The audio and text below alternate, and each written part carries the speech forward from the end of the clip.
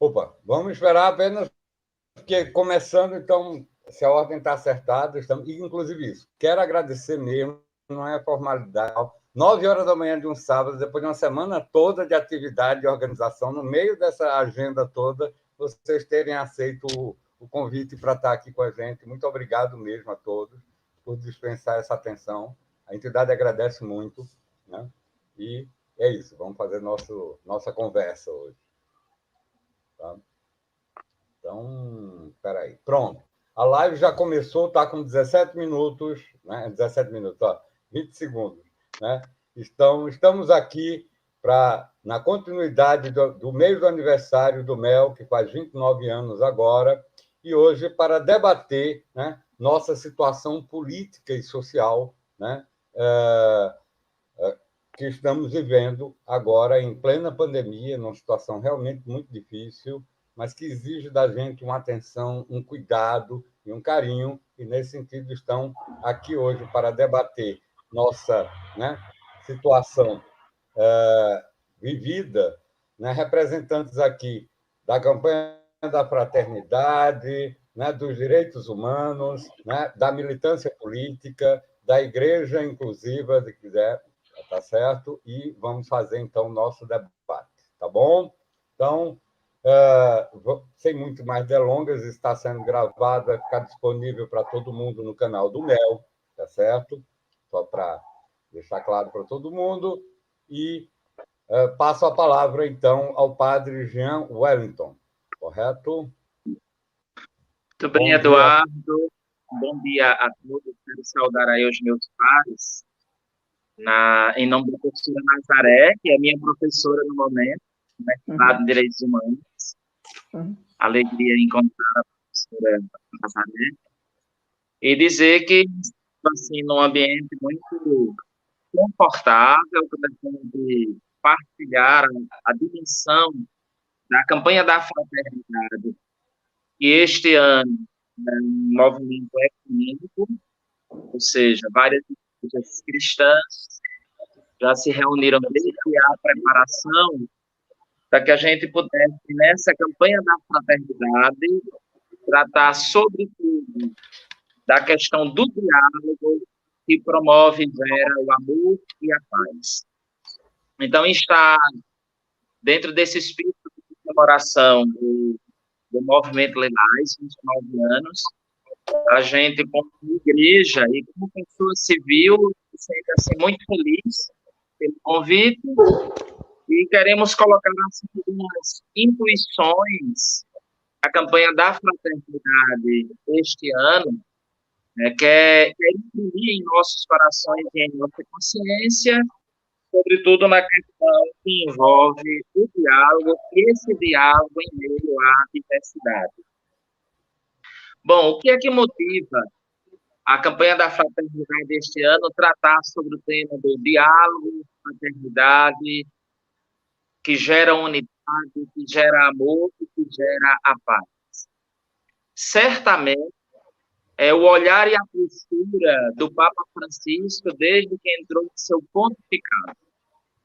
Eu quero trazer o tema dentro dessa sensibilidade e aproximação com as questões do movimento LGBTQ. Papa Francisco é um dos papas que tem sinalizado essa aproximação empática, de compreensão e de amor junto aos LGBTQI do mundo inteiro. É tanto que ele recebe no Vaticano, em abril de 2019, um grupo de mães que faz também parte do movimento europeu LGBTQI, e o Papa, então, ele aproxima esse diálogo e vai aproximando, né, durante esses últimos 3 anos, em suas falas e posturas, no sentido de sair daquela linha antiga de compreensão de julgamento e preconceito para a acolhida e para um diálogo integrativo. De fato, pela primeira vez, o texto base da campanha da fraternidade, o texto base, um texto orientativo, De fato, a campanha da fraternidade é algo da Igreja Católica e, quando se torna ecumênica, se abre para aquelas igrejas cristãs que estão dispostas, então, a dialogar, a conversar e a viver esse espírito da campanha da fraternidade. Então, traz o texto base, aí o número 68 do texto base, explicitamente as questões que envolvem a violência no contexto do mundo LGBTQI. Faz uma análise, essa análise está dentro, né, já do primeiro capítulo do texto base, em que o texto base chama de ver e analisar a realidade. Então, a campanha da fraternidade se coloca nesse texto, no sentido mesmo de denunciar todas as violências que têm sido ocorridas nos últimos anos em relação à população LGBTQI. E se coloca nessa condição de cristianismo que quer acolher, que quer respeitar e que quer dialogar a diversidade. É interessante dizer que esse ponto do texto base foi um dos pontos que criou mais conflito interno dentro da própria instituição Igreja Católica. Eu acho que vocês sabem que há um grande movimento, que não é de agora, mas é um movimento já há mais ou menos uns 10 anos, de dentro da própria Igreja Católica, contra a campanha da fraternidade. Justamente porque o objetivo da campanha da fraternidade, né, é trazer as questões sociais pertinentes e refletir à luz das nossas atitudes e da nossa postura cristã. Então, houve todo um movimento inicial, né, puxado por uma entidade no Rio de Janeiro e também espalhado pelo país, contra a campanha da fraternidade e contra a elaboração do seu texto. Não só no que diz respeito à questão LGBTQI, que está muito clara no texto, a denúncia acerca das violências cometidas, né, dos processos homofóbicos e do preconceito, e a parte do cristianismo, das igrejas cristãs que devem acolher, incluir, entender, participar desse diálogo da diversidade, foi um dos pontos chaves a ser situação de conflito. E aí, não só em relação à questão LGBTQI, né, porque o número 69 e 70, por exemplo, professora Nazaré, vai falar da questão dos direitos humanos.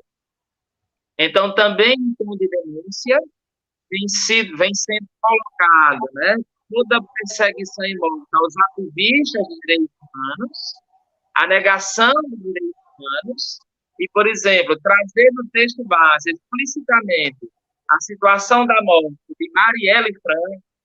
Então, a gente tem, de fato, um texto bastante ousado que se propõe a orientar, dentro desse espírito da Quaresma, a campanha da fraternidade da Igreja do Brasil.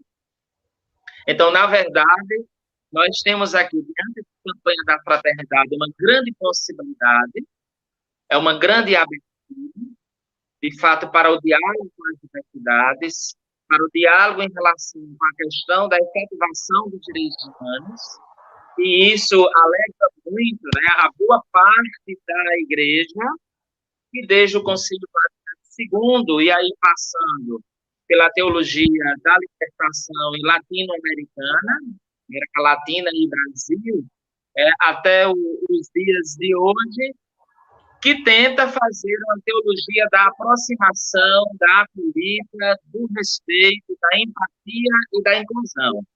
Então, a gente está se sentindo maravilhado, porque aí a gente se sente confirmado pela Conferência Nacional dos Bispos do Brasil e até pelo Papa Francisco, que nos enviou uma mensagem no início da campanha da fraternidade, de apoio e de solidariedade a esse movimento que vai ser, nesse momento, um movimento de diálogo e de aproximação com a diversidade. E as diversidades todas, né? Incluindo aí por exemplo, a diversidade religiosa. Ainda há pouco a gente teve, enquanto campanha da fraternidade, participando de uma live com o professor Carlos André, e justamente na questão dos direitos humanos e diversidade religiosa. Então, a pastora Rini Bank, a pastora luterana, ela esteve muito junto na construção desse texto, junto com outros teólogos evangélicos e também teólogos católicos. E ela foi o alvo, né, das maiores críticas dos movimentos reacionários à campanha da fraternidade, que, na verdade, são reações comuns a nós, né? Porque aí eles têm como base toda a questão do negacionismo, do fundamentalismo religioso, de um moralismo ultra conservador, sem chance a inaugurar a possibilidade do diálogo, e a gente aí até vê com respeito com todas as diversidades, sejam elas de credo, de raça, né, de gênero, de cultura e de sexualidade. Então, a pastora, ela sofreu várias ameaças e, inclusive, a gente entende por que a pastora, a figura dela, e não dos pastores e padres teólogos que estavam na construção do texto. Aí entra aí a questão, por exemplo, de gênero, né? De gênero, A mulher. É. E aí, pela construção do texto base, a gente percebe também o quanto que é denunciada as questões, por exemplo, do feminicídio, da violência em relação à mulher, a questão da violência contra a mulher negra e pobre, prostituída. Então, a gente tem um texto base hoje, onde as igrejas se colocam como lado. Nós temos um texto base em que é muito claro. É um texto base que, no seu ver, na análise da realidade socioeconômica, político-cultural, do momento que nós estamos vivendo, ele se coloca, ele se denuncia e faz opção por todas as minorias.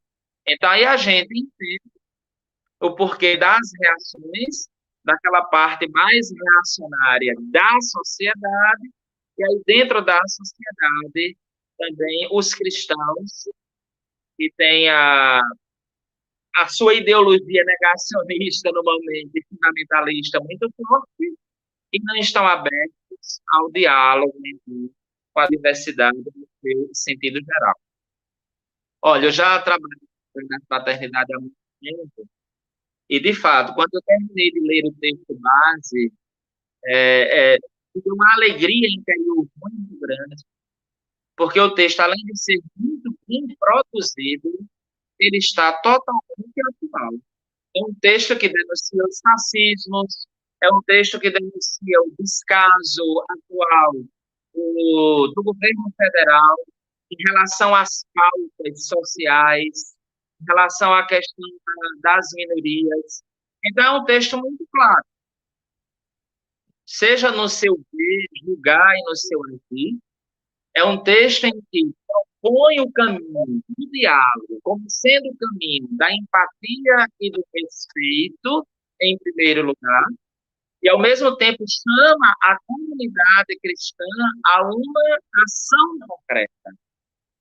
E a ação concreta é se colocar nessa atitude da igreja numa postura de saída, porque esse é o perfil do Papa Francisco.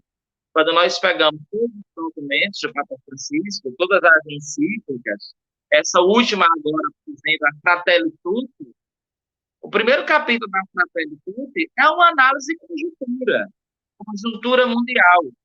E o Papa Francisco é interessante, porque ele fala de modo universal, mas ele tem a capacidade de falar para cada realidade, para cada situação local. Então, a gente lê o Papa, a gente diz assim, não, ele está conhecendo o que a gente está passando. Então, inclusive, o texto da campanha da fraternidade traz como fundamentos, como luz orientativa para a sua construção, os outros documentos do Papa Francisco. E aí a gente tem dois grandes documentos do Papa Francisco, que são uma análise mundial da conjuntura sociopolítica e econômica. A Laudato Si, que o próprio Papa Francisco diz que não é uma encíclica verde, mas é uma encíclica dirigida pela causa comum, pela ecologia. E nós temos agora a Fratelli Tutti, onde ele faz mesmo uma análise detalhada de toda a situação política, econômica, religiosa, cultural do mundo. Então, veja, a campanha da fraternidade, então, ela tem esse espírito, o espírito de aproximar os diálogos, e aí é muito claro que essa aproximação dos diálogos deve ser para a efetivação dos direitos humanos. E os direitos humanos, de fato, passa, né, pelo respeito, né, em absoluto a todas as diversidades. E aí a gente coloca, né, eu quero colocar aqui uma frase do Papa Francisco, quando ele se encontra, né, com as mães do movimento LGBTQI, quando ele diz a elas, né, os nossos filhos têm direito de estar em família. E eles não podem ser descartados desse direito e nem serem transformados em pessoas consideradas miseráveis por sua forma de viver. Então, veja, nós temos um Papa bastante avançado, e aí eu sempre digo, o Papa é avançado, a sua igreja que não é, infelizmente.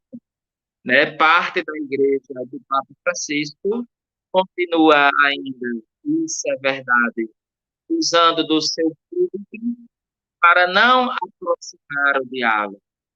E às vezes nós temos aí narrativas e discursos religiosos muito cheios de preconceitos, misoginia, xenofobia, né, homofobia, dentro do interior da própria igreja.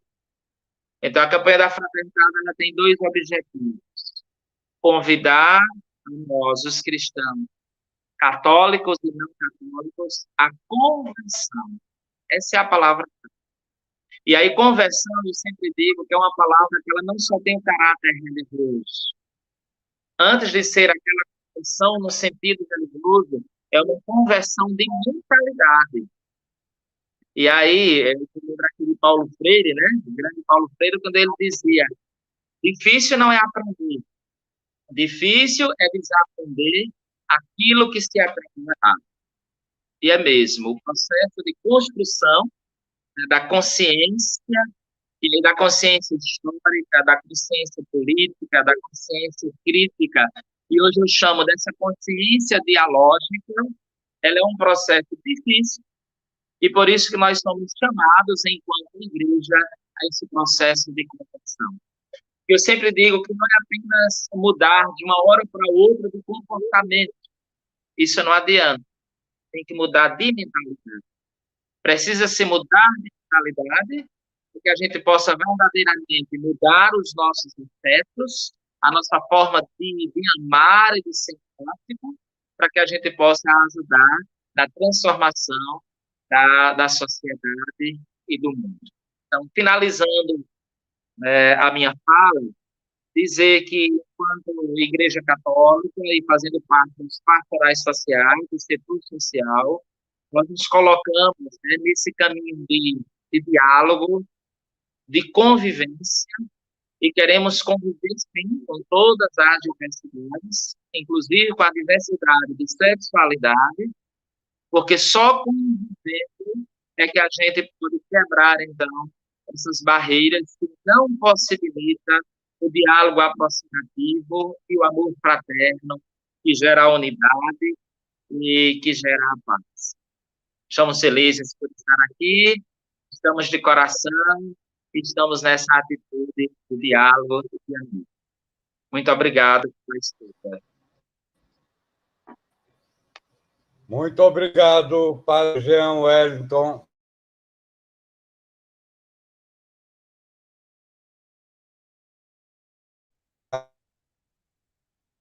palavra. Eita, caímos todos.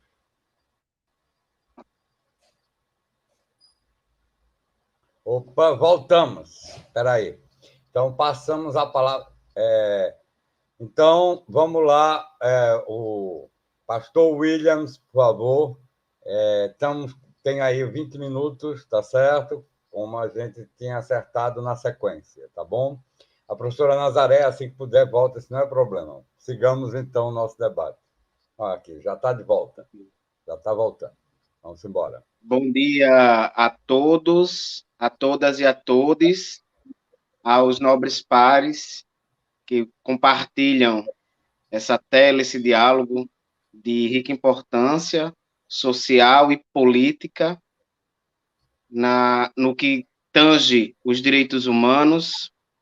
Em especial, quero saudar aos meus amigos surdos que nos acompanham em suas redes sociais e a todos que estão nesse momento conosco. De extrema importância e relevância social esse diálogo, como bem colocou Eduardo no começo, né, faz tempo que não se vê um diálogo assim, né, lá para a década de 80, quando se começou com os pensamentos da campanha da fraternidade, e só há poucos anos ela vem tendo esse cunho mais, eu costumo dizer, afrontoso, né, para despertar verdadeiramente aquilo que diz o Evangelho de Cristo, a luz do mundo. Eu costumo dizer que a gente precisa recordar ou memorar não o Jesus Cristo, mas o Jesus de Nazaré, Jesus o Nazareno. Muitas vezes a gente percebe esse Cristo na cruz, ou esse Cristo ressurreto, e às vezes desconsidera todo o histórico de construção de sua caminhada. E aí, no ponto 3 da introdução deste, eu vou chamar esse capítulo da história da humanidade e das igrejas cristãs, ele nos fala de alguns objetivos, ou dos objetivos que norteiam esta campanha. E diz: redescobrir a força e a beleza do diálogo como caminho de relação mais amorosa. Estamos sendo inquietados, chamados a sair da nossa zona de conforto, no caminho compreender o outro de forma amorosa, como um ser humano, e viver a prática concreta dos direitos humanos. Ora, vivemos numa sociedade que vive constantemente a hipocrisia do falar do amor, ir às igrejas, levantar a mãozinha, né? Ah, eu sou amor, eu vou viver amor. Mas vivemos fazendo arminha politicamente na sociedade, levantando pau, machado, corda, pedra, para matar e oprimir o ser humano que pensa diferente, que tem uma fala diferente, que tem uma percepção de mundo diferente da nossa. A igreja, ela é inquietada a sair dessa zona de conforto, mas, acima de tudo, da zona da hipocrisia. E como foi bem colocado pelo padre Jean, incomodou bastante, não incomodou pouco, né? Incomodou bastante. Por esse diálogo da campanha da Fraternidade 2021, ele despertar a forma mais obscura das igrejas cristãs. Eu digo obscura, mas eu vou dizer que não silenciada, porque ela está aí constantemente por grupos que estão introduzidos dentro das comunidades. E o segundo ponto desses objetivos é justamente denunciar as diferentes violências praticadas e legitimadas indevidamente em nome de Jesus. Se percebermos ao longo da história, o Jesus Nazareno, ele abraçou e acolheu todas as pessoas. Ele levou cada um a caminhar sobre a luz e o olhar do Ser Supremo Maior e Divino, aqui reconhecido por tantos nomes, inclusive além da compreensão a nós revelado como Jesus Cristo. E nos leva aqui a comprometermos com as causas que defendem a casa comum, denunciando a instrumentalização da fé de Jesus Cristo, que legitima a exploração e a destruição socioambiental. A gente percebe, olhando os nossos jornais, as redes sociais, o quanto querem higienizar as ruas com a comunidade de rua, quanto querem higienizar a sociedade, matando a própria comunidade LGBTQIA+. Ser 29 anos do movimento do Espírito Lilás na Paraíba é ser resistência, é se perceber como este Cristo que é levado à cruz, porque quanto mel já foi apedrejado, já foi açoitado, e está ali, trancos e barrancos, resistindo há 29 anos. Quantos ou quantas vezes não já apontaram a declarar a falência e a morte do movimento social MEL? E cada vez como essa linda fênix ressurge em meio às suas próprias cinzas. Acho que Eduardo ele pode até falar com mais propriedade, né? Quantas quedas, quantas dores já foi vivido. E quantas vezes já se reergueu. Voltando aos objetivos, ele nos fala sobre contribuir para superar as desigualdades. E aí eu faço um chamamento, um alerta. A campanha da fraternidade hoje, nesse período quaresmal, ele nos convida a refletir. Mas a partir da morte e ressurreição, que vamos experimentar pela Páscoa, somos chamados a sermos pessoas renovadas, ressurretas sobre a luz do mundo.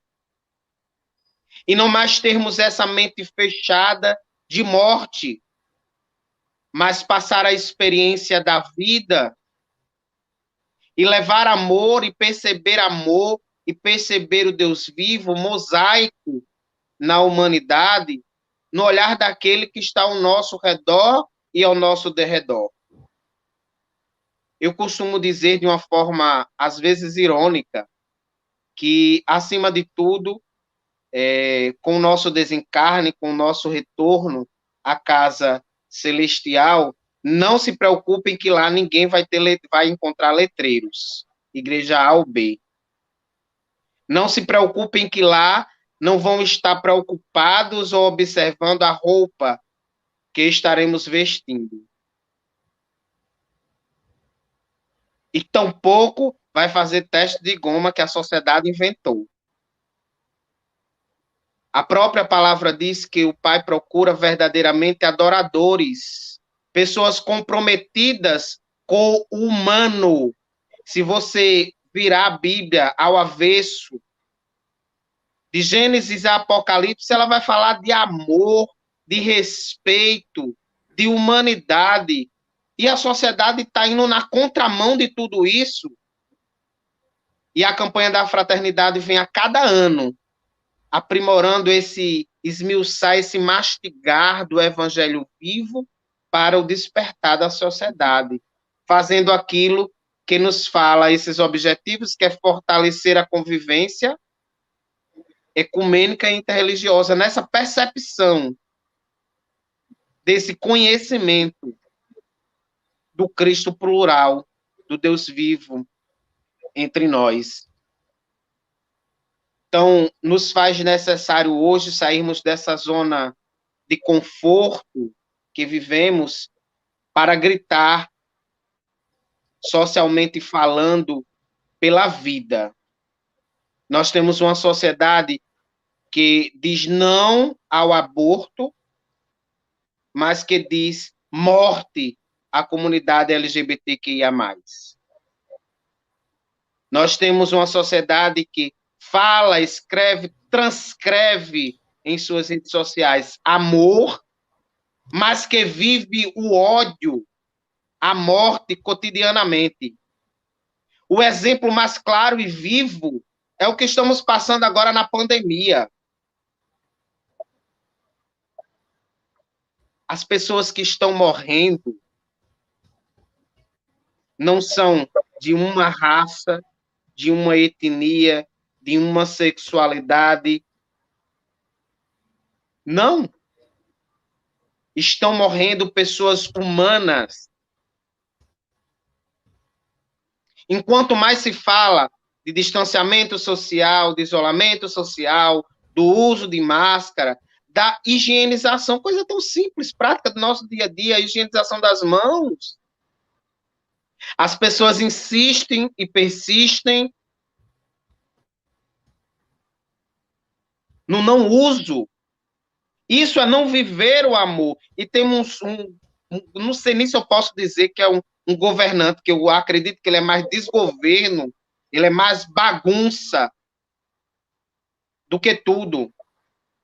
Um governo genocida que incentiva as pessoas a não se cuidarem, a não se amarem, a não amar o próximo. Quando falamos do isolamento social, é nessa perspectiva de um hospital que está, além de sucateado, ele está também sufocado com um número de pessoas que não dá conta, ele já não dava conta. A pandemia, ele vem trazer à tona as mazelas sociais que as comunidades já vivem, que nós já vivemos. E coloca encurralada também essa sociedade mais empoderada. Porque esses hospitais também, os particulares, estão ficando sufocados. Volto mais uma vez à frase. Falamos de amor, transcrevemos amor e vivemos o ódio. É preciso que com esta campanha da fraternidade, não apenas no período quaresmal, mas a partir deste momento, a gente possa rever os nossos conceitos de humano.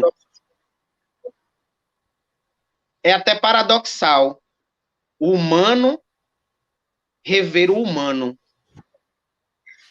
Por sermos uma comunidade tão endurecida, enraivecida com o outro, por ele pensar diferente, agir diferente, querer diferente.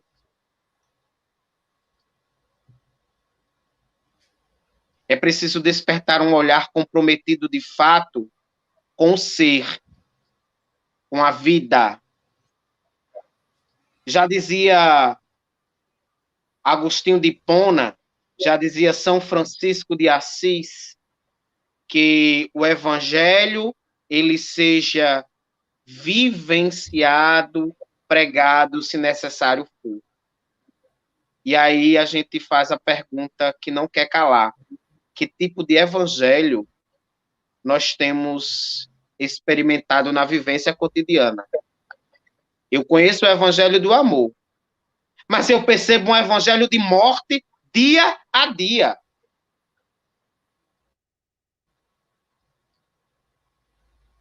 A boca fala do que o coração está cheio.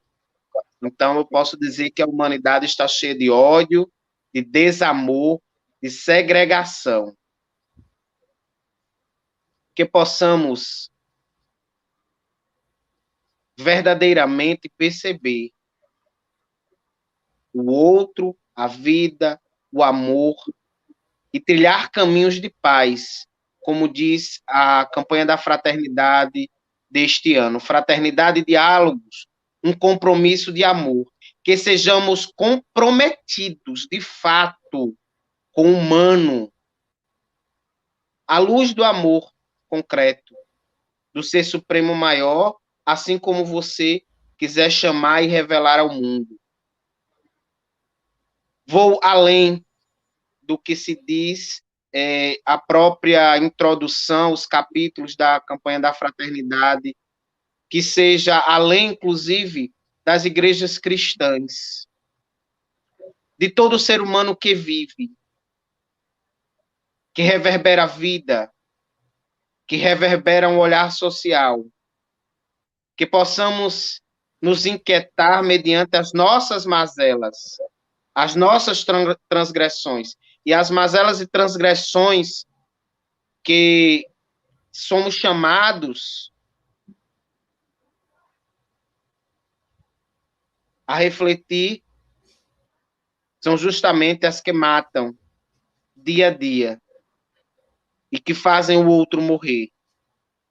Eu não apenas mato com uma arma, com uma pedra,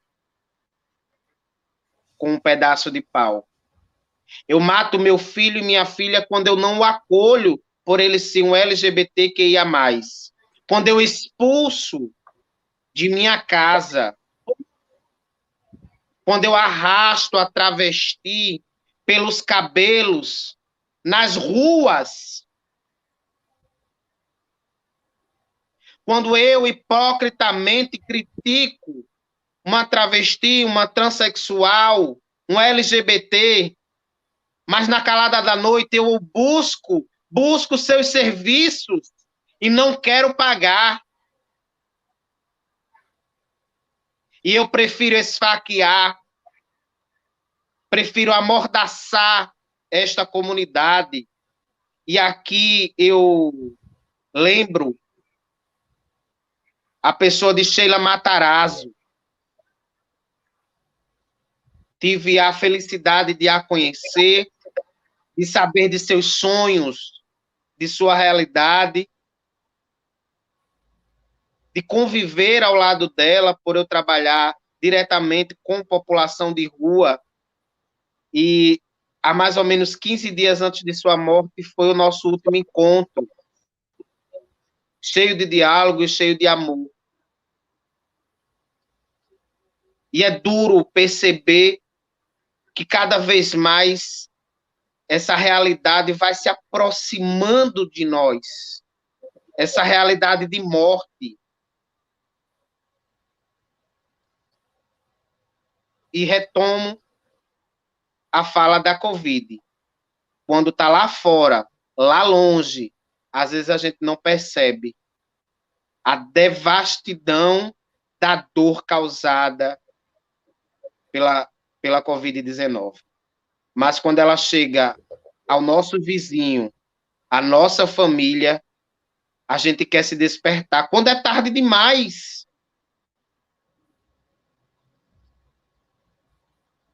Quando é tarde demais? É preciso apanhar, é preciso perder para perceber que esquecemos de revelar amor, cuidado, compromisso com a vida.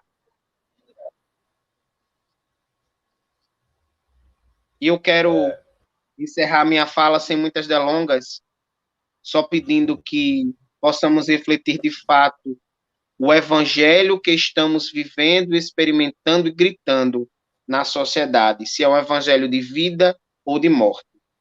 Que sejamos mais felizes reverberando o amor e a luz do nosso sagrado supremo em nossa existência. E obrigado mais uma vez ao Mel por abrir esse espaço de diálogo conosco, com a Igreja da Comunidade Metropolitana de Cabedelo.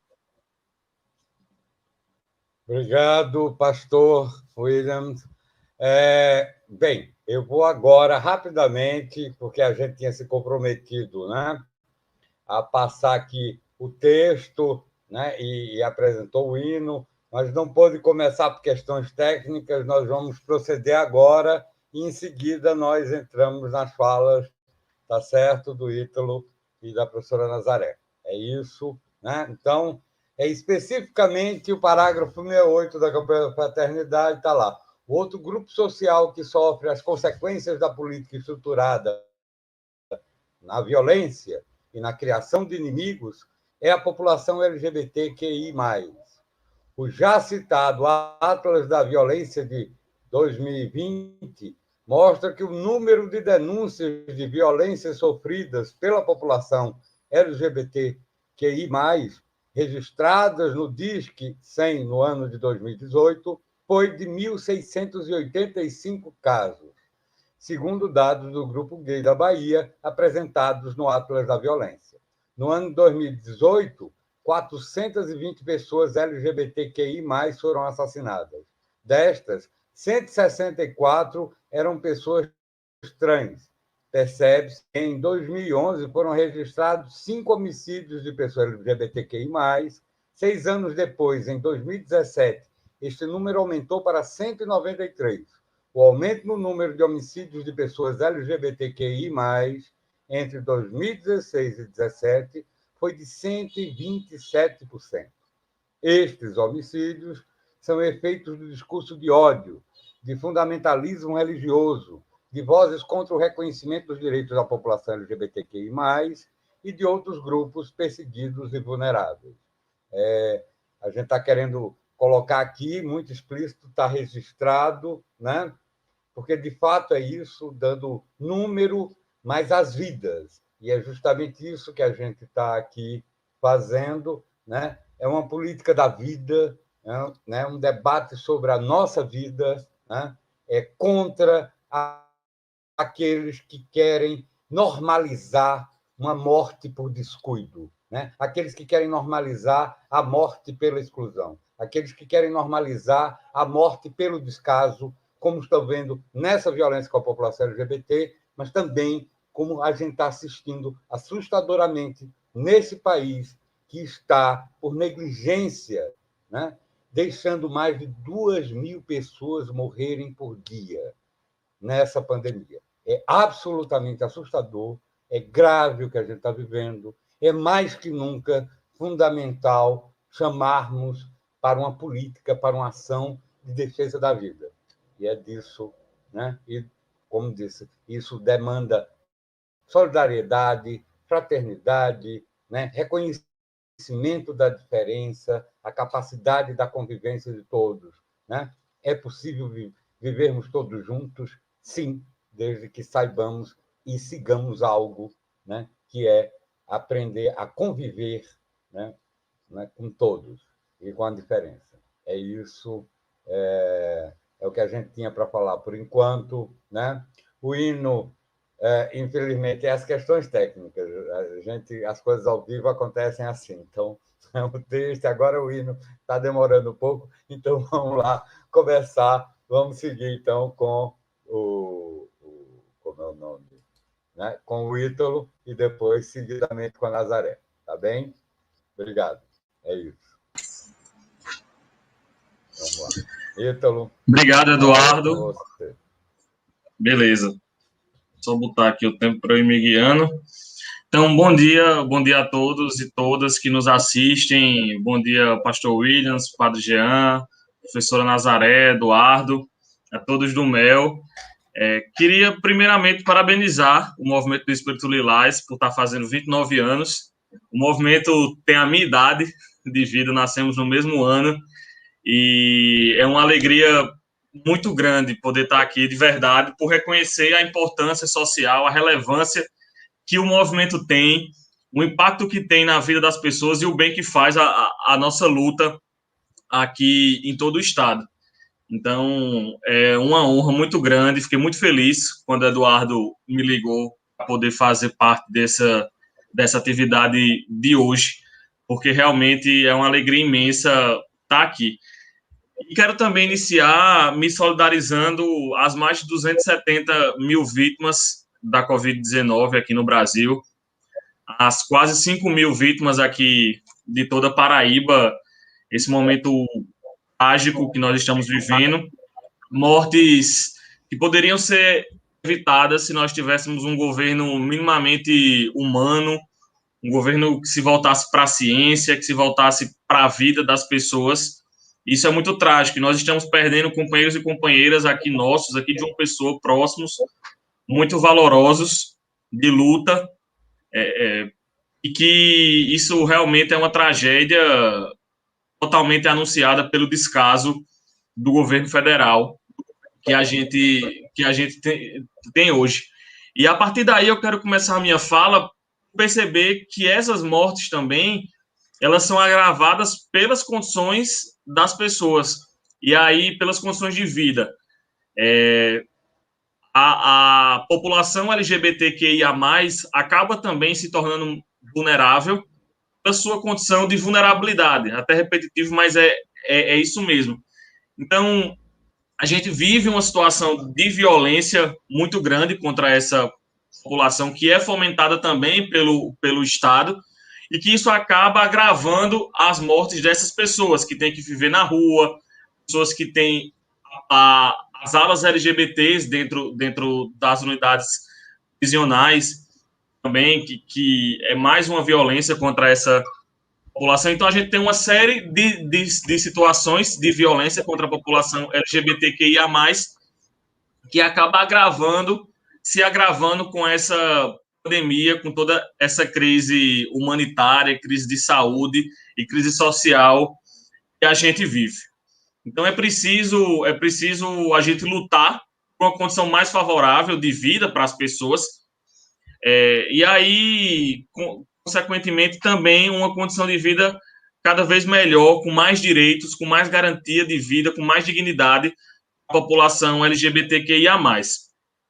Falando da minha experiência, só para me apresentar, que eu acabei esquecendo, eu me chamo Ítalo, 29 anos, sou membro do Diretório Municipal do PSOL aqui de João Pessoa, fui candidato à Prefeitura de João Pessoa na última eleição de 2020, sou psicólogo, mestre em Psicologia Social e doutorando em Psicologia, e atuo já na pauta dos direitos humanos há alguns anos, e tenho muito orgulho de dizer que a minha trajetória política ela se inicia justamente dentro das pastorais sociais da Igreja Católica, quando eu ingressei na pastoral carcerária, nas comunidades eclesiais de base. Então, fundamental, acho importante a gente reconhecer esses espaços como espaço de formação política também, e perceber que muitos dos nossos militantes, muitas lideranças que nós temos hoje, homens e mulheres, iniciaram sua trajetória política, iniciaram sua luta dentro desses espaços. E isso é fundamental da gente ter ciência, e por isso também que muito me alegra poder estar nesse debate hoje, que também traz em pauta a campanha da fraternidade. Eu acho que, não tenho certeza, mas acho que pela primeira vez inclui com tanta veemência a população LGBTQIA+. E isso é muito positivo, é um avanço dentro de um cenário extremamente retrógrado. E aí, retrógrado, mas que não pode negar nossa diversidade. A diversidade ela está em todos os espaços que a gente vive, por isso que essas discussões elas são muito importantes. Acho que o padre Jean falou que o Papa é muito, eu até anotei aqui, muito avançado, e parte da igreja acaba sendo muito retrógrada. Mas até esses espaços mais retrógrados apresentam uma diversidade muito grande. Por mais que tentem negar, essa diversidade existe. E diversidade, inclusive, de orientação sexual. Não é o negacionismo que vai fazer com que a diversidade seja aniquilada, porque essa diversidade ela faz parte da nossa existência enquanto sociedade. Desde que se existe sociedade, existe diversidade. E essa diversidade tem que ser encarada como uma riqueza da nossa vida. Eu me lembro que no último debate da eleição passada, na TV Tambaú, eu tive um embate com um candidato ligado aos grupos fundamentalistas religiosos aqui de João Pessoa, justamente por debater políticas para a população LGBTQIA+.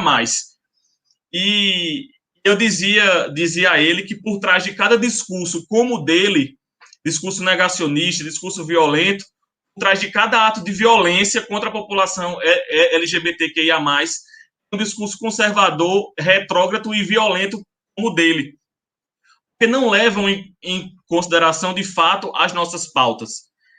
Consideram nossa orientação sexual como algo exclusivo ou do ato sexual ou da vida sexual de cada sujeito. e não percebem que a nossa orientação ela faz parte do nosso ser e existir no mundo. Eu, por exemplo, como homem bissexual, no momento, se eu me relaciono como eu me relaciono agora, com uma companheira, com uma mulher, eu não passo a ser menos bissexual ou menos LGBT por conta disso. Porque a bissexualidade ela faz parte da minha forma de ser, de existir no mundo, de vivenciar todas as minhas experiências. E aí, quando querem transformar a nossa sexualidade ou demonizar a nossa sexualidade somente por conta de um ato sexual,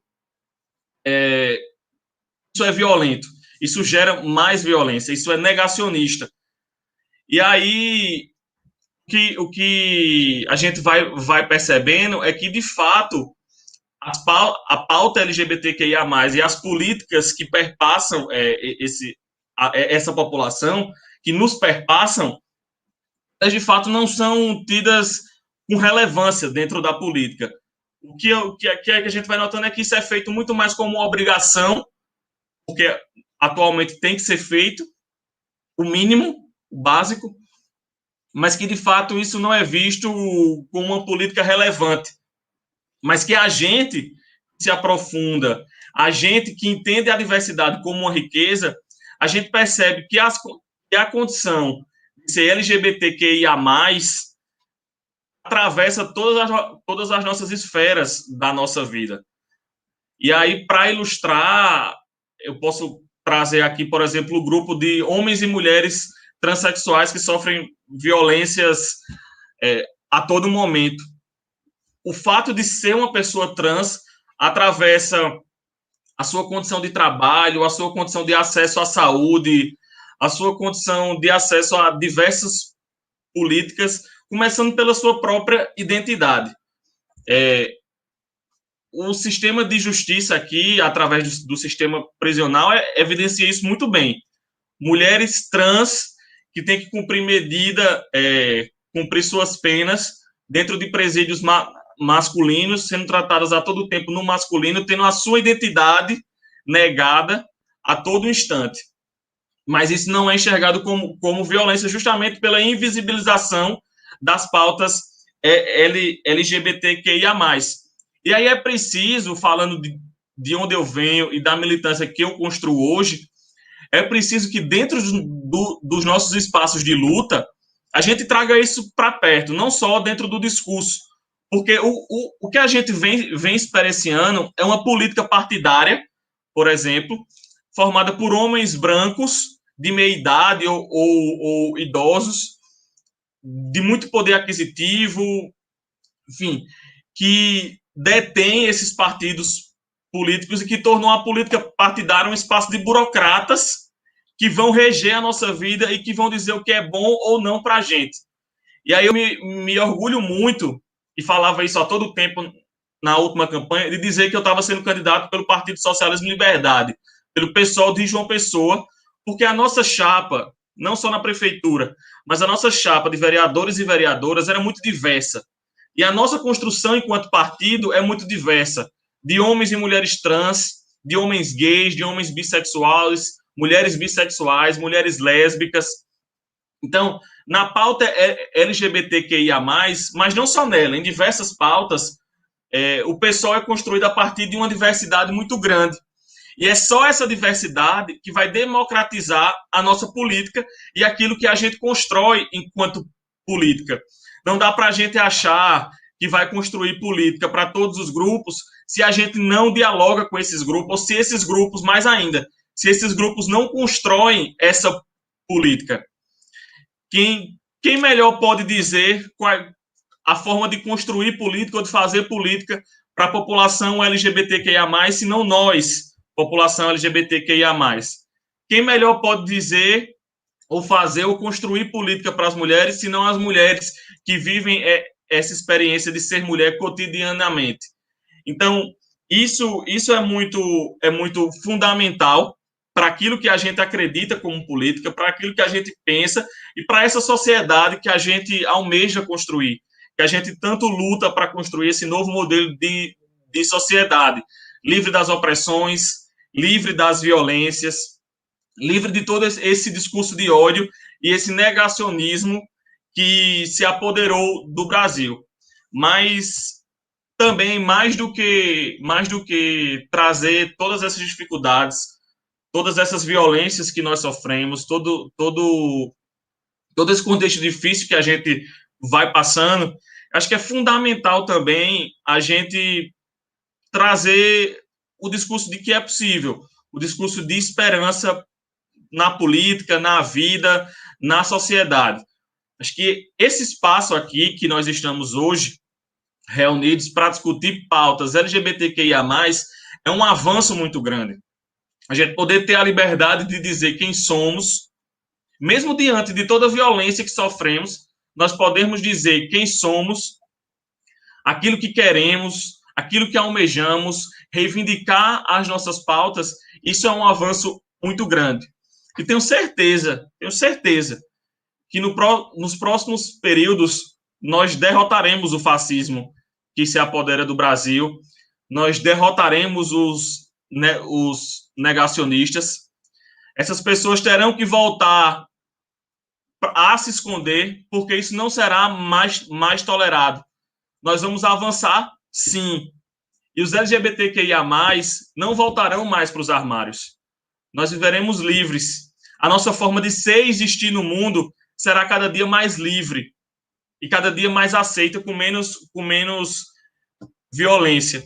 É preciso reivindicar, seguiremos na luta. Eu estou muito feliz de poder estar aqui discutindo tudo isso, muito feliz de poder manifestar toda essa luta que nós vemos construindo, muito feliz de fazer parte desse pequeno espaço de hoje, diante de uma luta tão grande que o MEL constrói há 29 anos, entendendo que esse movimento social, esses espaços, eles são fundamentais.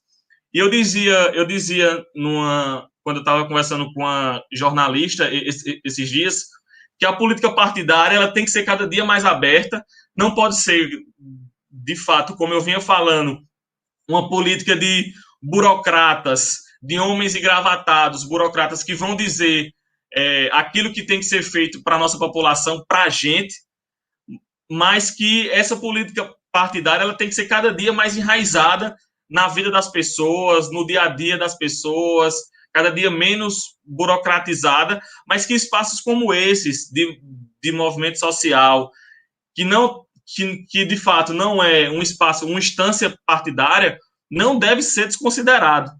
A luta política que os movimentos sociais fazem é fundamental para a nossa democracia, é fundamental para aquilo que nós almejamos e tem que estar lado a lado da luta das instâncias partidárias que nós construímos.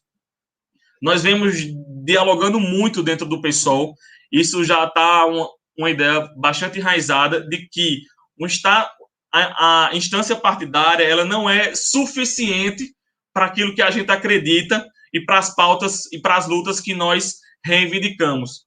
Então, os nossos espaços de movimentos sociais, de pastorais sociais, de ciclos formativos, seja dentro das igrejas, seja fora delas, os espaços de religião, das mais diversas possíveis, esses espaços são fundamentais para construir a nossa democracia, para construir a sociedade que nós almejamos, para construir as lutas que nós queremos e garantir os direitos que nós lutamos. Então, é fundamental isso. Mais uma vez, eu reivindico o nosso espaço enquanto LGBTQIA+, nas instâncias políticas, nos espaços de luta, dentro dos governos, não como um apêndicezinho ou um espaço porque tem que ter, mas entender que a pauta LGBTQIA+, atravessa diversas outras pautas, atravessa a saúde, atravessa a educação, atravessa o trabalho, atravessa a assistência social e diversos outros espaços, inclusive o direito à manifestação religiosa, à liberdade religiosa. Quantas LGBTs não conseguem viver a sua religiosidade porque não encontra nos espaços religiosos o acolhimento necessário para ser quem é e não se submetem a esse tipo de violência. Então, a experiência enquanto LGBTQIA+, atravessa toda a nossa existência, todos os nossos espaços, e é por isso que nós seguiremos na luta, nós seguiremos avançando. Tenho certeza, vou repetir, derrotaremos o fascismo que avançou dentro do Brasil, para que possamos construir um novo capítulo na nossa vida, um novo capítulo na nova existência, um novo capítulo no país, de mais direitos, de mais avanços e de mais liberdade. Então, agradeço o espaço que o Mel fornece aqui. Fico à disposição, não só para esse debate, mas para as lutas mais diversas possíveis, seja enquanto PSOL, seja enquanto Ítalo sozinho, seja enquanto pessoa que vive nesse mundo e que sonha numa nova sociedade mais justa e mais igualitária. Obrigado a todos e todas pela atenção.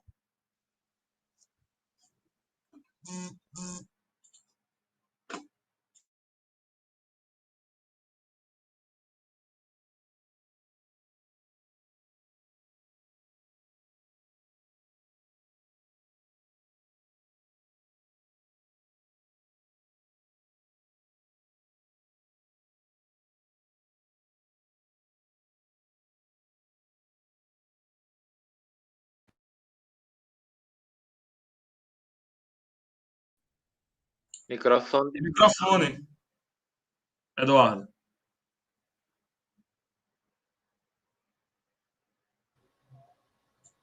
Oi, gente. Desculpa. É coisa ao vivo e a gente se atrapalha. Vamos lá. Bem, a professora Nazaré, que estaria em seguida, caiu, né, a ligação dela, ela deve estar voltando, e ia passar, se o Kleber puder passar o hino agora, porque a gente ficou de passar, né, o slide, mostrar o hino da campanha, seria interessante, enquanto aguarda para ver se ela retorna, mas aproveitar também a ocasião, que a gente ainda não fez, agradecer muitíssimo às intérpretes de Libra, que estão aqui presentes, né, se revezando nesse trabalho. É sempre importante, quando a gente fala de inclusão, né, a gente muitas vezes esquece que nossos discursos, né, muitas vezes não chegam, e é tão simples, né? Libras faz parte, né, o ensino de Libras e a obrigatoriedade da aprendizado de Libras, que é algo que a minha geração tem que assumir mesmo, né? Não é só reconhecer a importância, mas é começar a procurar aprender, tá certo? Porque a inclusão, né, da população surda e né, muda também é fundamental. A inclusão deve ser de todos. A diversidade, como já foi lembrado aqui, passa pelo gênero e pela sexualidade, mas vai muito além. Aliás, eu sou daqueles que afirmam há muito tempo que é a própria condição humana que é diversa. É essa capacidade de criar diferença, é a capacidade de viver e ser diferente que nos torna humanos. Essa capacidade de criar o que não existe a partir do que existe. E isso o que nos dá é a diferença, né? A diferença, ela é um poder, ela não pode ser usada, como muitas vezes é perversamente, para excluir uns em favor de outros, né? Porque isso é negar a própria diferença, né? É querer eliminar o outro. Mas esse é um debate que a gente vai seguindo. A professora Nazaré já está de volta.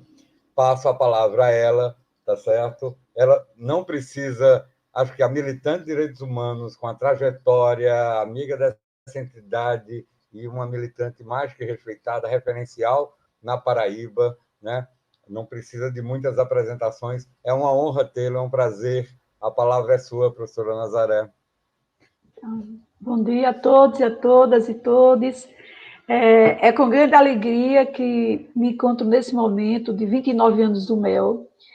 Eu sou psicóloga, eu participei quando a gente foi aprovar a resolução do Conselho de Psicologia, que a gente afirmou para o mundo, para o Brasil, de que não se cura o que não é doença, né? E encampamos uma luta até hoje em defesa da população LGBTQIA+, e para isso é um grande orgulho, né? Conheci Luciano ainda como estudante no banco da UFPB, saíamos de sala em sala, coletando dinheiro para comprar verdura e carne, para ir lá para o Centremar, fazer sopa para levar para o pessoal da reforma agrária que estava ocupando a Praça de João Pessoa, e muitas vezes os carros eram os pneus furados, né? E Luciano sempre estava lá defendendo o direito dos camponeses, né? O direito dos movimentos populares, o direito da população LGBTQIA+. Então, é com grande orgulho que, nesse dia, a gente não pode deixar de falar da nossa abelha rainha, não é, gente? Então, eu agradeço a Eduardo e toda a organização do MEL. Tenho o maior orgulho de estar aqui nessa mesa. Eu acho que isso é um dia ímpar e singular. Vi aqui o pastor Willas, o padre Jean, né? O jovem candidato a vereador, que tem uma força, uma juventude que nos anima, que nos faz a gente, né, acreditar, e todo esse trabalho que o MEL vem fazendo nesses 20 anos, são 29 anos de resistência e de luta, né, gente? E quando a gente fala de direitos humanos, a gente sabe que a história dos direitos humanos não é uma história é uma história de gritos, é uma história de dor, é uma história de pessoas que são capazes de gritar, são muitas vezes as pessoas que vivem situações de extrema violações, né, mas que têm capacidade de gritar, de agir, reagir, se indignar, né, e agir na defesa da vida. Então, quando a gente vê a campanha da fraternidade, o Papa e toda essa juventude de padres e pastores, né, entendendo que a dignidade da pessoa humana, ela não tem cor, tem etnia e não tem orientação sexual, identidade de gênero, significa que isso é um passo, um avanço no caminho, né, da defesa da vida e da dignidade da pessoa humana. Ontem, essa semana, a DUF fez um debate sobre o direito da mulher e teve uma psicanalista que ela retomou a história de Antígone, né? Que Antígone foi aquela que, na luta pelos direitos humanos, ela foi aquela que lutou contra o rei, e ela usou o direito à natureza, o direito de todas as pessoas poderem se enterrar para poder dar ao irmão dela a dignidade de enterro, como era a tradição, né? E nesse debate, essa semana, a psicanalista, ela colocou isso, ela diz assim, que todas nós, mulheres, LGBTQIA+, que a gente possa sempre estar nesse lugar de Antígone, nesse lugar de persistir, de lutar, de se contrapor, de ir na contracorrente, desde que a gente defenda a vida, desde que a gente persista, né, principalmente em tempos em que a morte é aclamada como um valor e não a vida.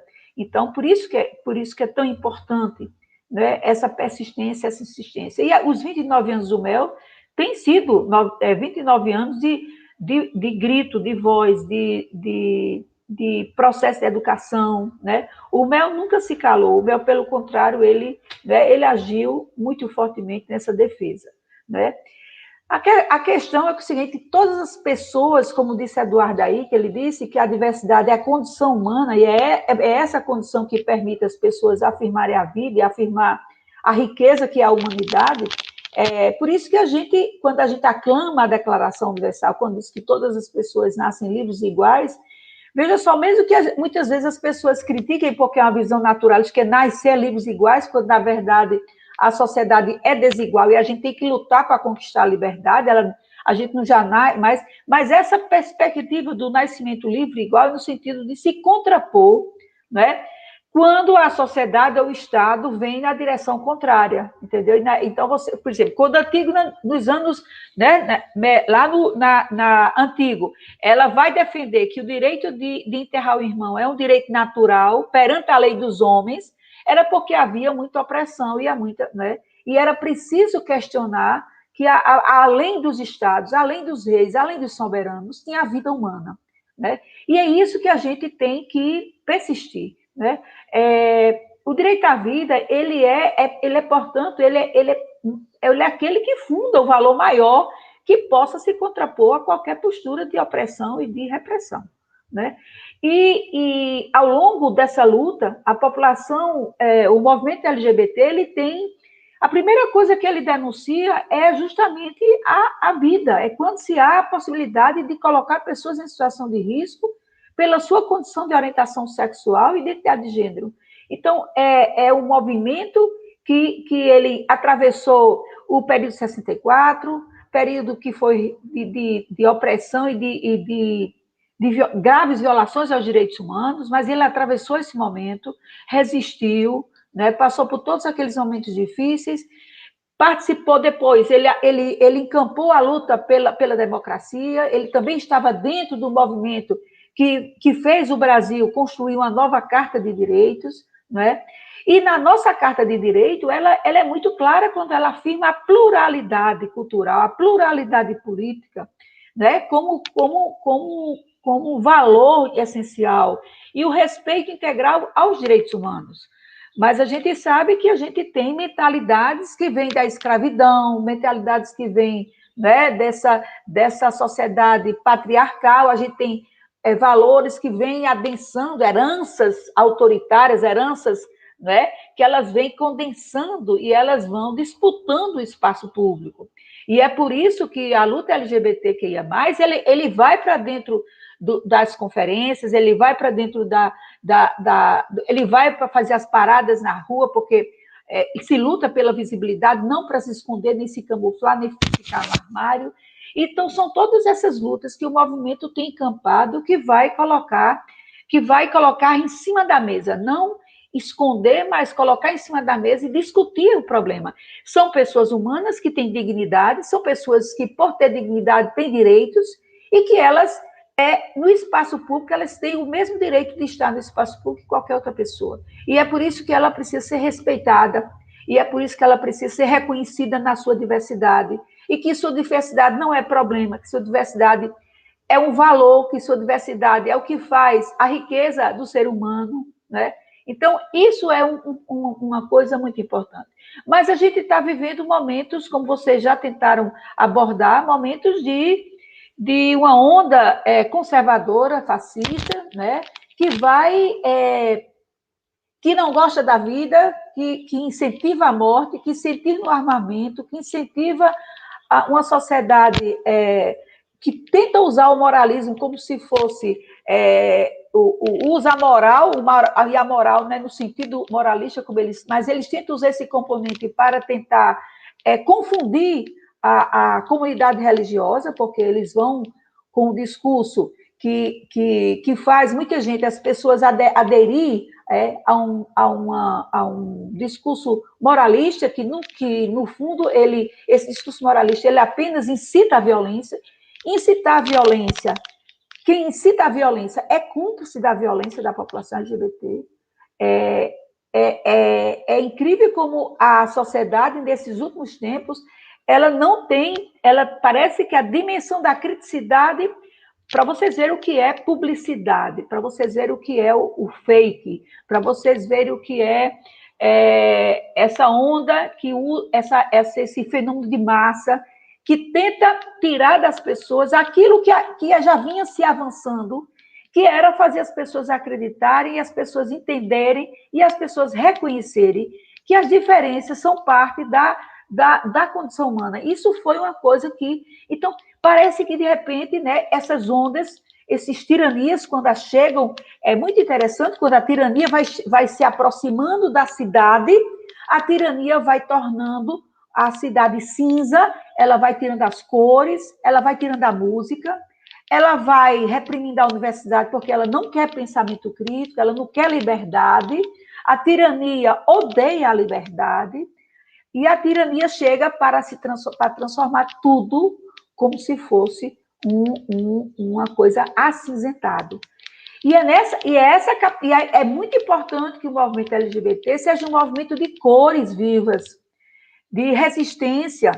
E são essas cores que fazem você iluminar a sociedade, trazer novas cores, novas luzes. Porque a gente precisa, combater a cor cinza que tenta dominar essa sociedade.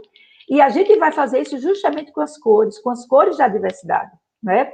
A vida de todos importa, né? Não só da população étnico-racial, que foi escravizada durante mais de 4 séculos de escravidão, mas a vida de todos importa, a vida da população LGBTQIA+, importa disso. Mas a gente sabe que a população LGBT, ela, durante muitos anos, ela viveu como um corpo nu, um corpo sem direito, um corpo sem dignidade, um corpo exposto a todo tipo de violência, de dentro de casa, que era trancado, que era expulso da escola, quer dizer, a população LGBT conhece o que é um corpo nu, né? Sabe o que é viver tanto tempo na escuridão, na tirania da violência, sabe o que é isso? Porque foi exposto a todas as formas de violência, em casa, na rua, em todos os lugares, em todos os espaços públicos. Então, quando a gente enfrenta esse tempo de pandemia, a gente sabe que a pandemia, ela, de certa forma, ela alerta, ela acorda a humanidade. Ela, de certa forma, ela grita, é como se fosse um grito dizendo assim, a vida de todos. Ou a vida de todos vale, ou a vida de nenhum vale mais. Porque não há vida que vale mais e vale menos, né? E a pandemia, quando vem e ela ataca a todos e a todas, ela mostra que a humanidade está vivendo um grande mal-estar civilizatório, né? Porque vai da questão ambiental, vai do se colocar a mercadoria acima da vida humana, vai de colocar né, essas ideias fascistas e homofóbicas e transfóbicas sobre como se fosse um valor maior do que a realidade. E a orientação sexual e identidade de gênero é algo que é importante para valorizar a diversidade como condição humana. Então, por isso que a gente precisa, por isso que a população LGBT foi para a rua, iluminou as ruas, as paradas são momentos importantíssimos, porque elas foram para a rua e disseram, a cidade também é nossa.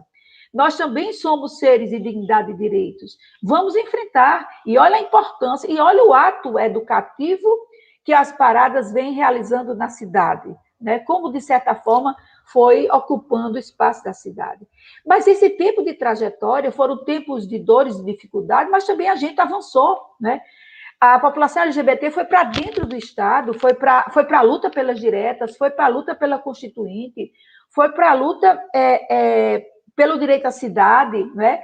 E também, quando a gente vai adentrando o período da democracia, a população LGBT também ela foi para dentro do Estado. Ela criou conselhos nacionais, ela criou conselhos que fossem tratar dos direitos da população LGBT. Portanto, ela não foi só denunciar a violência. A violência é fundamental porque precisa ser denunciada, é preciso encontrar instrumentos para proteger a vida, e é por isso que as delegacias, e é por isso que leis para criminalizar a violência contra a população LGBT.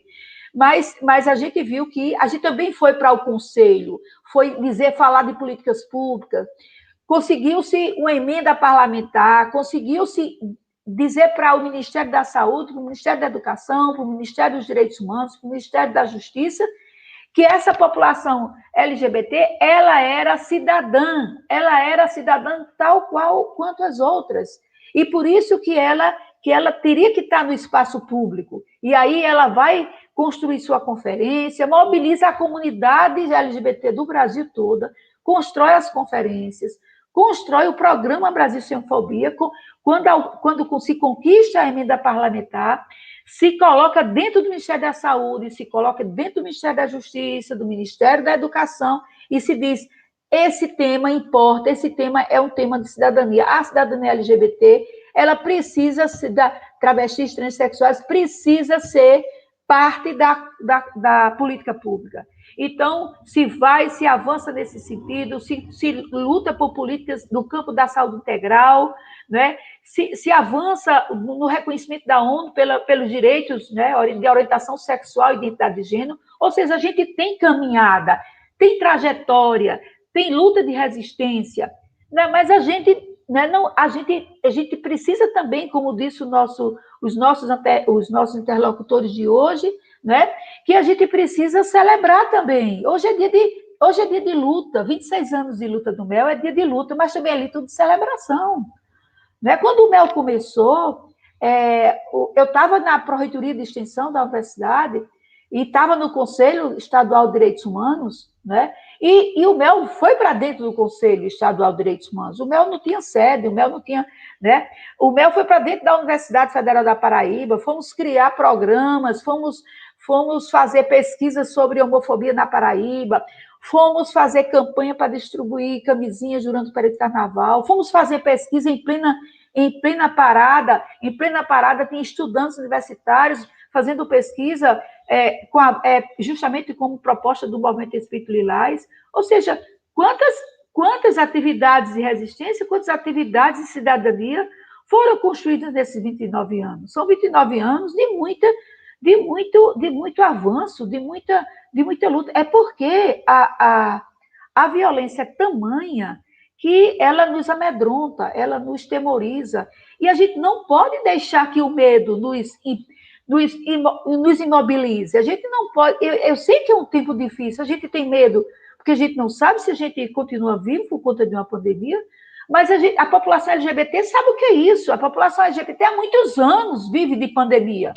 Há muitos anos vive que sua vida, como se a vida não tivesse valor, como se fosse uma pessoa sem valor. Então, e como se resistiu há tanto tempo, e com tanta força, e com tantas cores, né? É preciso que a gente também ensine à sociedade, nesses tempos de pandemia, que a gente pode colorir a vida das pessoas, que a gente pode superar. É como disse nossos colegas, essa campanha da fraternidade é sinal de luta, é sinal de conquistas, é sinal de reconhecimento da comunidade, de uma parte da comunidade religiosa. Então, olha quantos aliados, né, não se agrega nesse momento. Olha que importância do que é o setor das igrejas, elas reconhecerem a dignidade da pessoa humana como valor maior, como a vida tendo um valor maior do que a questão da moral, a questão, no fundo, se usa a moral para se impor o poder, para se impor a violência, para se impor a cultura da guerra. É isso que eles usam. E a gente não pode permitir que a dimensão da espiritualidade seja utilizada para encobrir, né, gente, ideias nazifascistas. Nós não podemos permitir isso. E por isso que é importante a orientação, a educação, e por isso a campanha ela vem para educar, para fazer orientação de caráter religioso e de direitos humanos. Isso é fundamental, e por isso que a gente precisa saudar esse momento, não é? É um momento de... Então, o MEL, ele tem uma história de lutar para superar a opressão. O MEL, ele vem nessa... Ele desvela e diz assim, olha, a sociedade desigual, ela tem muita desigualdade, ela já expulsa muitas pessoas do mundo do trabalho, mas a sociedade desigual, ela também tem muita opressão. E o MEL, diante das opressões, né, se organizam, a população LGBT se organizam, né, no sentido de dizer que essa opressão precisa ser enfrentada. Não dá para a gente dizer que vamos esperar um dia quando a sociedade for mais igualitária para que a gente possa falar da diversidade, né, de orientação sexual e identidade de gênero. É preciso, desde agora, trabalhar essa questão com a sociedade, porque muitos jovens, né, morrem, muitos jovens abandonam a escola, muitos jovens tentam suicídio, né, e a gente sabe o que é isso, quanto sofrimento humano não causa isso. Por isso que eu tenho orgulho de ser da comunidade da psicologia, justamente que luta pelo direito da população LGBT, de perpetuar sua vida, de não deixar-se ser oprimida diante da exclusão, diante da opressão, diante da dominação. É preciso que a gente cada vez mais tenhamos aliados, né? A comunidade da psicologia é aliada, o Conselho Federal de Psicologia é aliado da população LGBT, né? Esse grupo da parte que vem aí com a nova campanha da fraternidade é aliada, a universidade é aliada à população LGBT, quer dizer, nós temos muitos aliados que precisa ser comemorado. Então, por isso que eu acho que esse momento que o MEL faz esse momento de celebrar os 29 anos, o MEL está dizendo para nós da sociedade que a gente... E o MEL, ele nunca ficou de fora das lutas sociais. O MEL sempre esteve à frente, né? A população LGBT teve dentro do movimento estudantil, teve dentro do movimento. Eu nunca me esqueço de uma campanha que teve na Paraíba, lá na década de 90, que era contra a violência do campo, né? E estava lá nossa querida Abelha Rainha lá, com a gente naquela luta contra a violência do campo. Quando os camponeses iam para as praças e passavam noites e noites de madrugada, lá estavam nossos companheiros do LGBTs fazendo sopa, distribuindo sopa, sendo solidário, né? Nas lutas maiores, na luta pela democracia, sempre a população teve parcela da população LGBT dentro e lutou junto, né?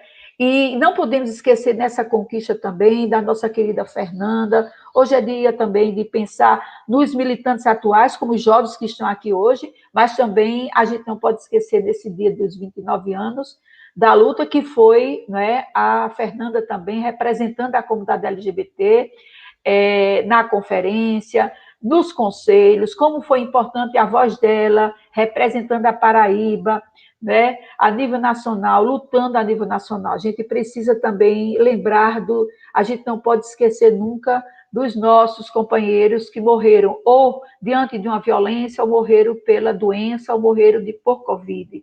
Então, nós temos que celebrar os velhos companheiros, mas a gente tem que celebrar esses jovens, novos militantes companheiros. Fico muito feliz nessa mesa ter jovens que lutam que continuam lutando.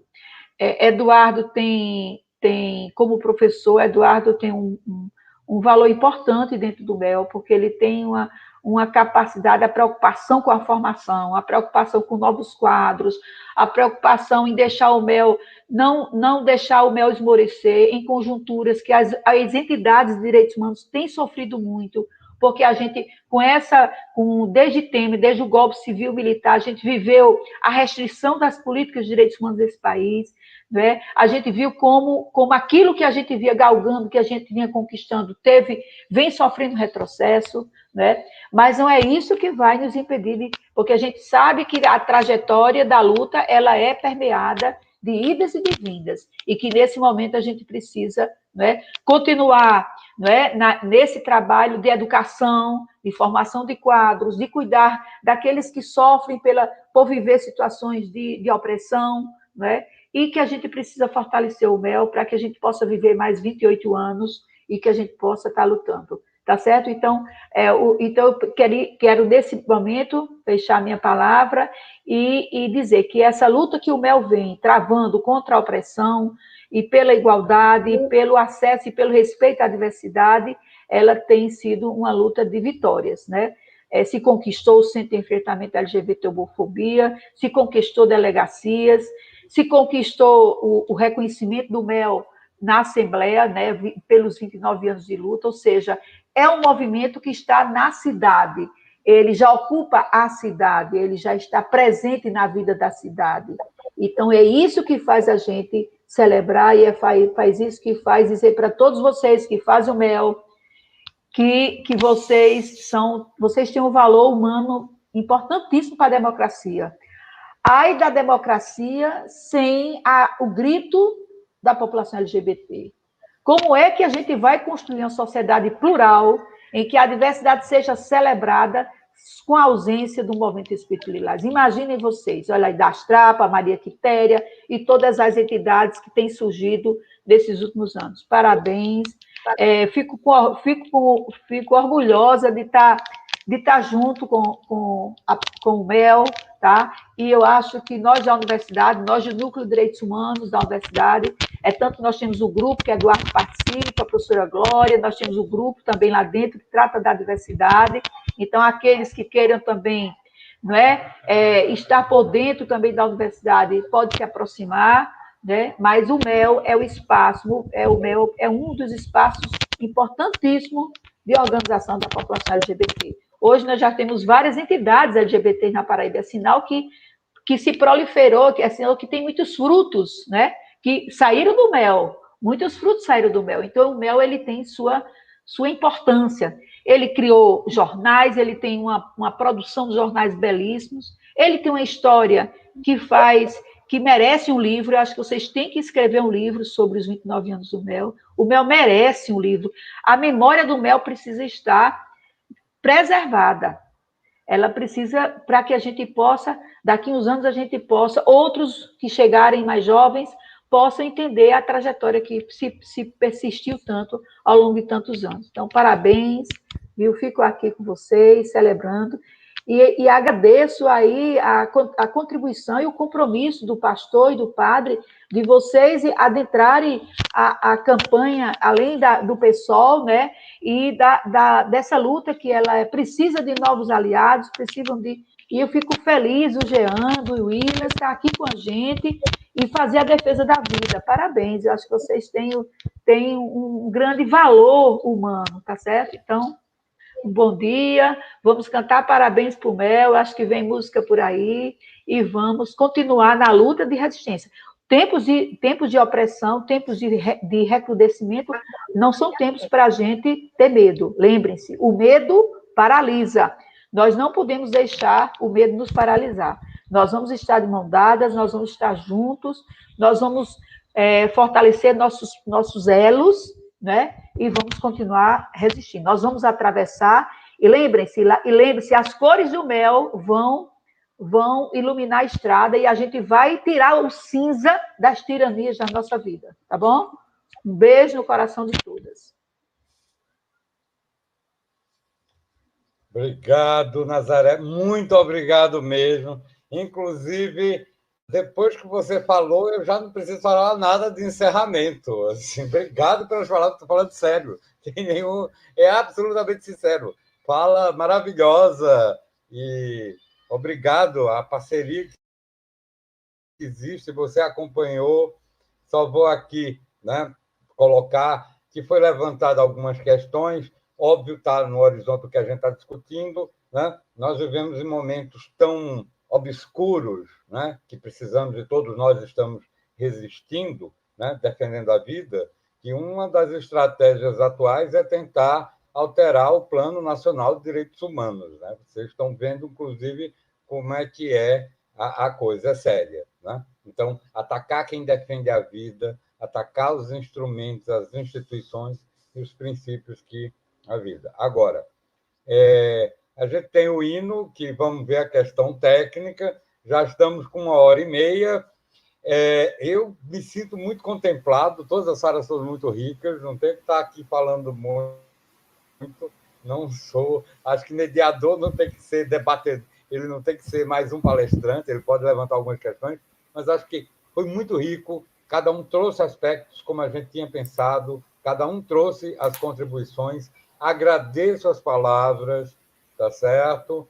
E faço minhas as palavras de Nazaré em relação a todos os registros sobre essa trajetória do Mel, porque, de fato, é um dos maiores orgulhos que essa entidade tem de ser uma das fundadoras do Conselho Estadual de Direitos Humanos, né? Da luta contra a AIDS lá no começo, todo esse debate sobre o SUS, todo o debate sobre a saúde pública, que hoje que está mais do que na atualidade, diante da pandemia, da garantia, né? Da assistência, da pesquisa, do saber científico e do cuidado, e tirando de qualquer debate desse moralismos, discursos perversos, né? Que a gente vê renascer toda vez que vem uma tragédia, né? Esses coveiros da vida o tempo inteiro, né? Tentando, né, naturalizar a morte e o descarte das pessoas. Isso é uma coisa absurda, isso é uma luta, a gente sabe que pode contar com vocês todos. Agradeço a presença aqui, né, do padre, né, da Jean Wellington, né, pela campanha da fraternidade, trazendo sua palavra muito importante nesse momento que estamos vivendo. Agradeço ao Ítalo, que é um dos candidatos nessa última eleição, o único candidato na majoritária, né, que sempre foi claramente assumido em relação, né, à sua identificação, e muito claro nesse sentido. Que bom, agradeço suas palavras, foram muito importantes aqui também. Ao pastor Williams, que já teve que sair, né, que também nos agraciou com lembrando o papel, né, da diversidade ecumênica nas crenças dentro e para além do próprio cristianismo. Vou dizer a todos que agradeço mesmo a presença. Estou repetitivo aqui, mas é um imenso prazer.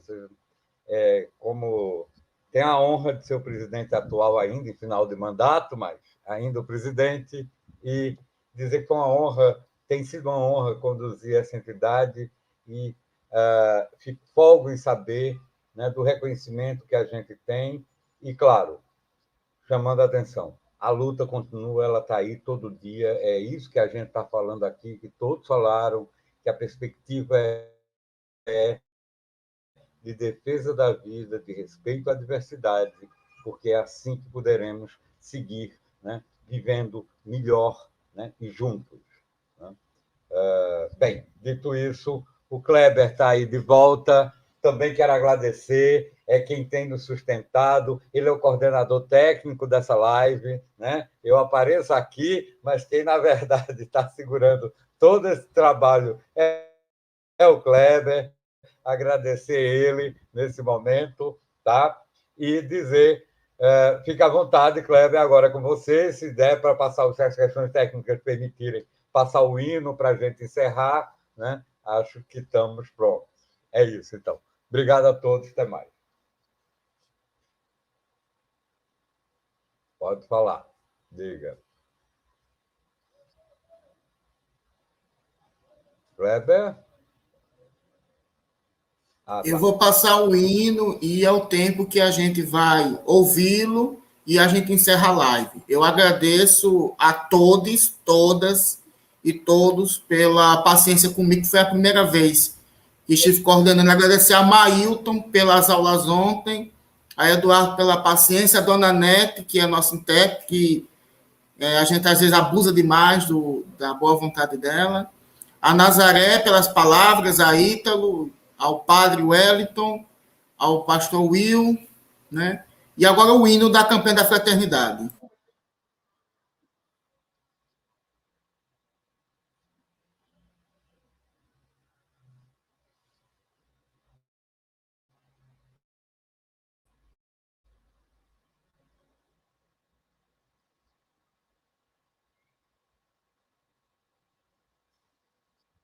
Cadê?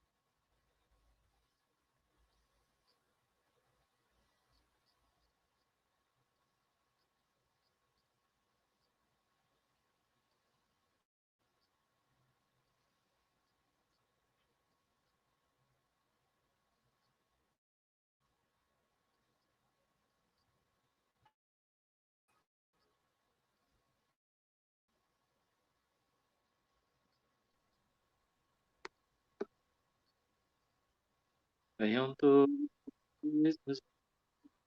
caminhar, este Jesus, ele vem na nossa vida, como fez na Emmaus, ele vem na escritura, como fez na Emmaus. Deu problema técnico, tem gente, não, a gente é assim mesmo, coisa ao vivo e no nosso Cristo que é do que estava de unidade, e ele do que estava Jean canta, vai, Jean. unidade.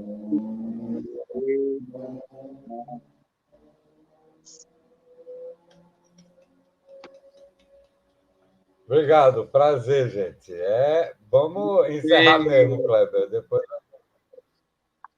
tá certo. E obrigado mesmo, gente. Obrigado pela tolerância, obrigado pela paciência.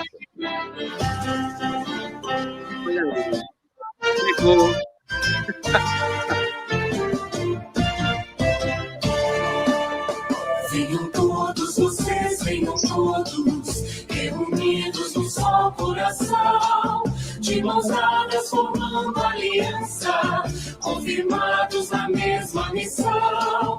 De mãos dadas formando aliança, confirmados na mesma missão. Em nome de Cristo, que é nossa paz, em nome de Cristo, que a vida nos traz. O que estava dividido, unidade Ele faz. O que estava dividido, unidade Ele faz.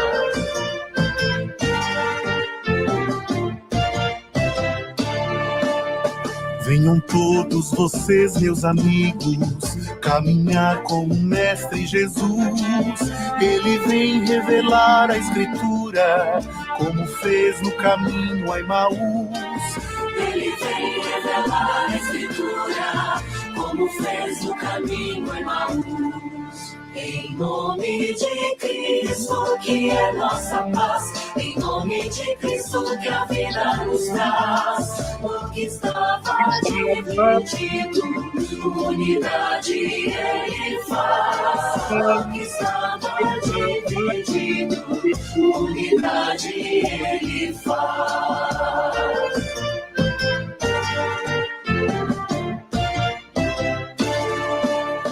Venham todos vocês, testemunhas, construamos a plena unidade, no diálogo comprometido, com a paz e a fraternidade.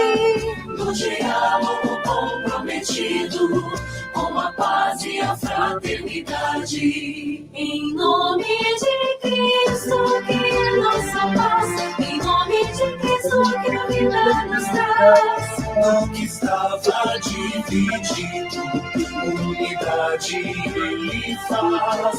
O que estava dividido, unidade Ele faz.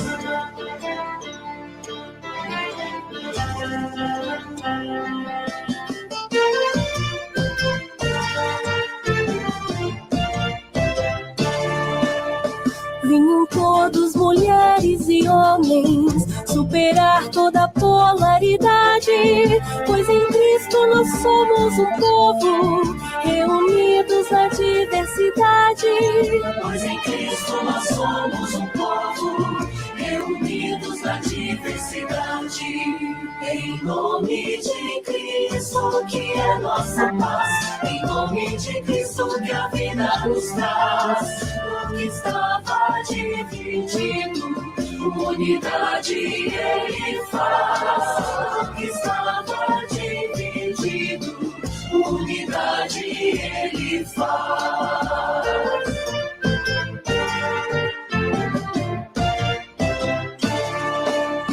Venham jovens, idosos, crianças, e vivamos o amor, compromisso, na partilha, no dom da esperança, e na fé que se torna serviço.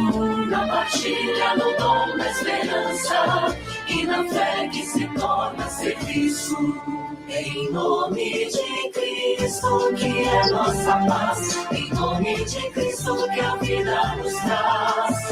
O que estava dividido, unidade Ele faz. O que estava dividido, unidade Ele faz. Em nome de Cristo, que é nossa paz, em nome de Cristo, que a vida nos traz. O que estava dividido, unidade Ele faz. O que estava dividido, unidade Ele faz.